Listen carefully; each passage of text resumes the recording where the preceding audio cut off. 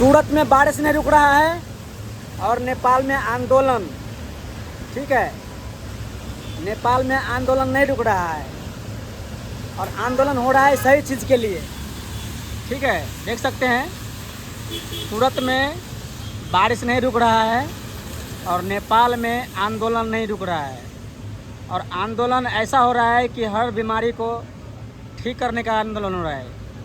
पिछली बार सरकार तक को नहीं छोड़ा और इस बार राक्षस को नहीं छोड़ेगा, क्योंकि राक्षस का जनसंख्या बढ़ना मतलब इंसान के लिए घातक हो सकता है। इसके लिए राक्षस को हटाना ज़रूरी है, ठीक है। देख सकते हैं हमारा किचन है, मैं यहीं काम करता हूँ और मेरा बदनसीबी है कि मैं अपने समाज के साथ नहीं हूँ, अपने भाई के साथ नहीं हूँ, अपने हिंदू समाज के साथ नहीं हूँ। तो कोशिश करूँगा, नसीब में होगा तो ज़रूर लड़ूँगा अपने हिंदू राष्ट्र के लिए। बाय, जय श्री राम।